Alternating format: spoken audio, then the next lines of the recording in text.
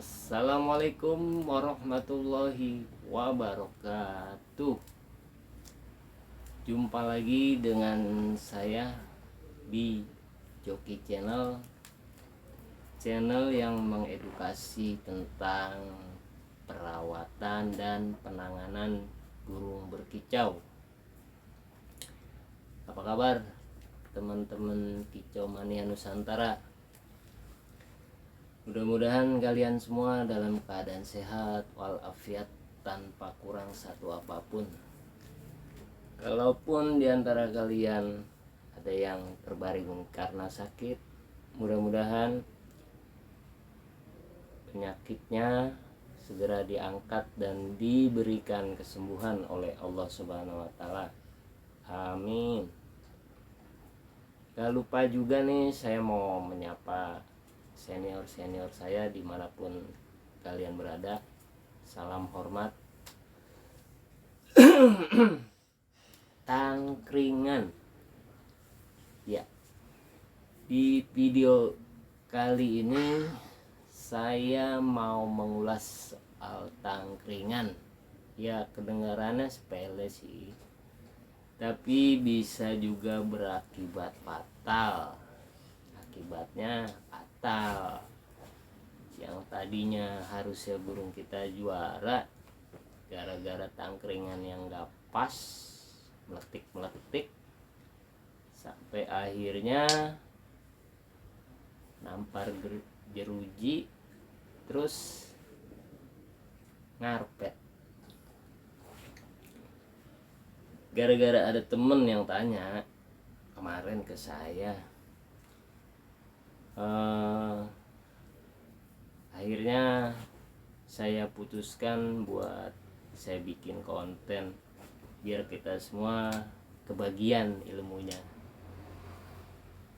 Ini ya, apa, temen datang tanya gimana, kenapa burungnya selalu nempel di jeruji, dari tangkringan ke jeruji. Bedakan ya, nampar jeruji sama nemplok atau nempel di jeruji itu beda. Tangkringan, jeruji.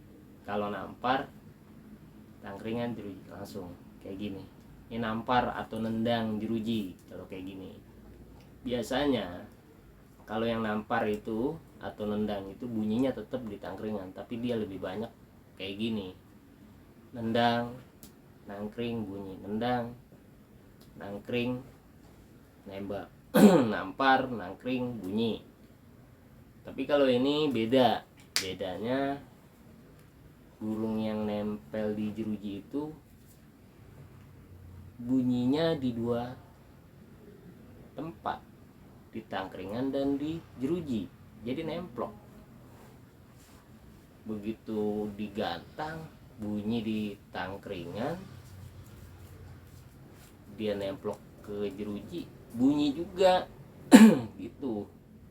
Itu yang saya bahas sekarang ini. Saya tanya sekarang gimana burungnya.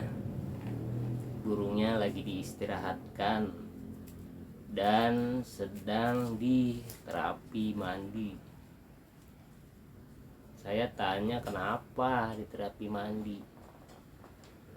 Katanya burung dia itu over emosi, makanya dikasih terapi mandi.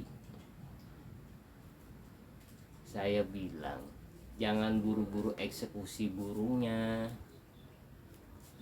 jangan.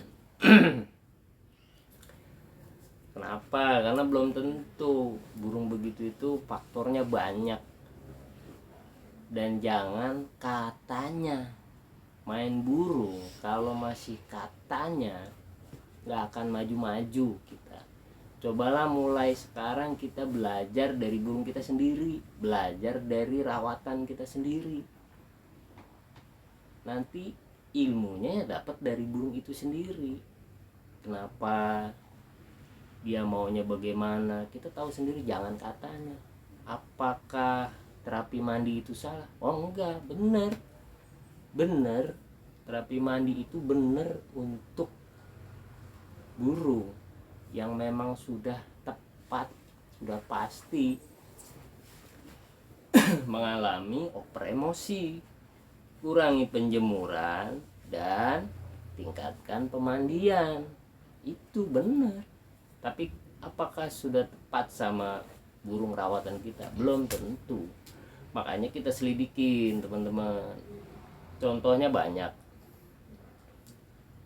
Kita punya burung atau murai itu ada 5. Kelima-limanya nampar pada jeruji.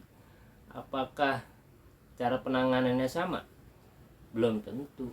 1-2 burung mungkin ya, tapi ketiganya belum tentu. Kenapa? Satu kasus bermacam-macam sebabnya. Yang paling sulit itu bukan nyari obatnya, nyari sebabnya. Burung 5-limanya nge-Batman, 5-limanya ngelowo. Apakah benar itu berarti dia ngelowo karena over emosi, over birahi? Belum tentu. 1-2 burung mungkin benar. Nah yang 3 belum tentu. Karena banyak faktor yang menyebabkan burung murai itu ngelowo. Itu teman-teman ya. Ya kita harus paham dulu sebabnya. Yang sulit itu nyari sebabnya. Obatnya sih ya pasti ketemu kalau obatnya. Kalau sebabnya udah tahu, penyebabnya itu udah tahu, pasti obatnya ketemu. Ya kayak dokter aja. Dokter kalau mau ngobatin kita sakit kan, kita didiagnosa dulu, dicek dulu, ditanya dulu apa yang dirasa segala macem. Kalau malam bagaimana, siang bagaimana, kan ditelaah dulu. Setelah dokter itu punya kesimpulan, barulah dia berani ngasih resep. Ya sama, kita juga halnya begitu. Kita cek dulu sebabnya apa nih. Caranya kita flashback, ingat-ingat lagi dari cara perawatan kita. Dan kalau mau untuk murai yang nempel jeruji itu, saya sarankan sama teman saya itu, cek untuk sekitaran burungnya dulu. Jangan dieksekusi burungnya dulu. Pertama, kandang. Bisa jadi dia nggak nyaman dengan kandangnya. Kedua, tangkringan. Ketiga, ornamen yang ada di kandang itu. Cek itu. Karena beberapa faktor itu bisa menyebabkan burung takut, burung tidak nyaman. Nah, pada saat itu saya sarankan ke teman saya itu coba diganti tangkringan sampai 5 kali. Yang pertama, gantilah motifnya. Misal motifnya amplas, kayunya jati. Ganti dulu motifnya dengan diameter yang sama sampai 5 kali. Kalau 5 kali nggak ada perubahan, gantilah diameternya. Motifnya sama, misalnya jati, motifnya jati, diameternya dikurangi, lebih kecil sampai yang paling kecil untuk ukuran murai, pasti ketemu. Kalau memang penyebabnya tangkringan, itu ya teman-teman ya. Kita jangan eksekusi burungnya dulu.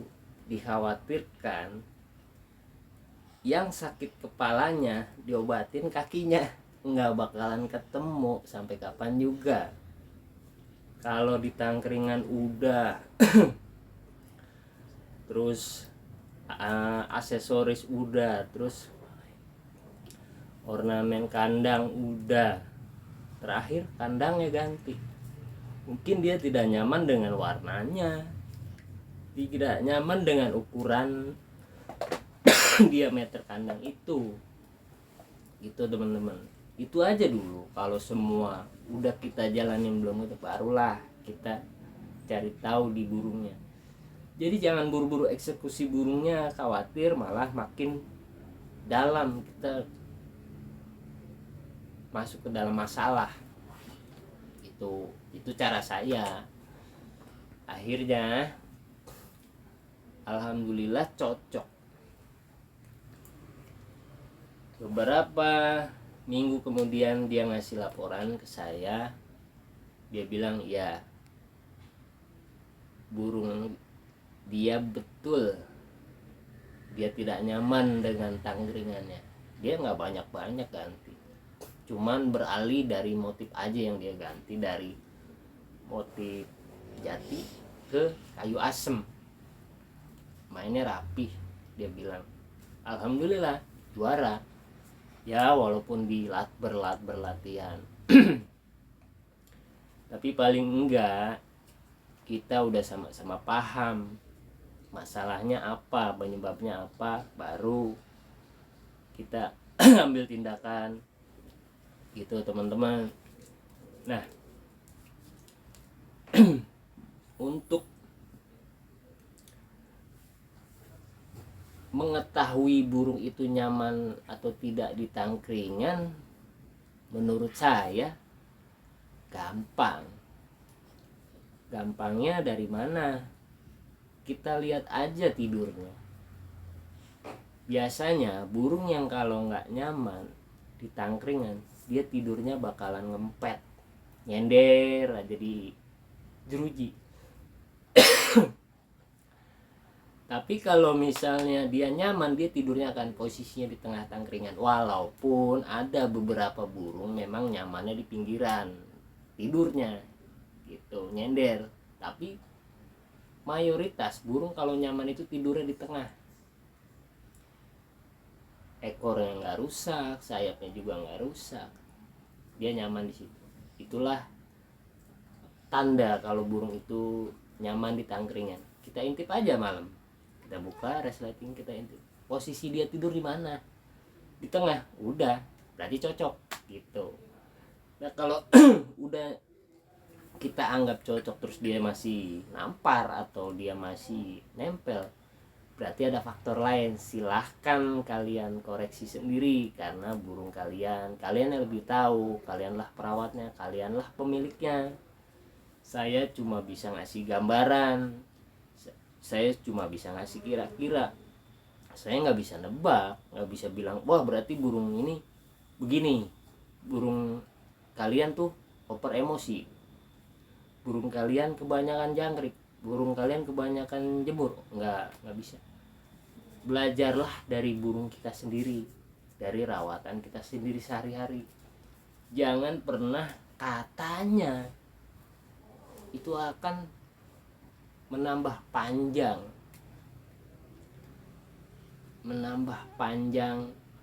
proses pengobatan atau proses terapi.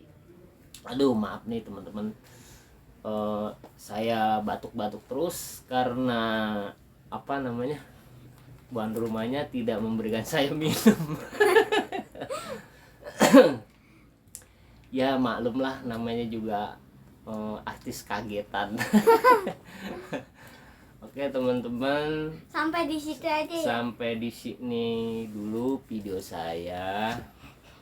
Nanti untuk bagaimana kita tahu karakter, bagaimana kita tahu cara nyeting segala macam, akan saya ulas di video berikutnya. Ikuti terus Joki Channel yang mengedukasi tentang perawatan dan penanganan burung berkicau tanpa ada rasa ingin menggurui, hanya ingin berbagi pengetahuan dan berbagi pengalaman. Mudah-mudahan bermanfaat. Wassalamualaikum warahmatullahi wabarakatuh.